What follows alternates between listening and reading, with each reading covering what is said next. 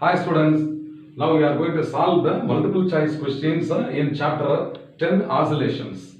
The first question is, in simple harmonic oscillation, the acceleration against displacement for one complete oscillation will be. We have to find out whether it is an ellipse or circle or parabola or a straight line.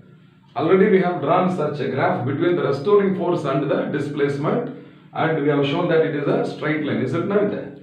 From the definition of a simple harmonic motion, the restoring force is directly proportional to the displacement, and this is equal to minus k times x.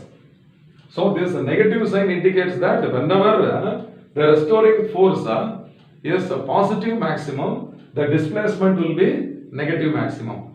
And whenever the force is zero, displacement also will be zero. Okay? So that if force is positive, displacement is negative. So the graph appears in the second quadrant.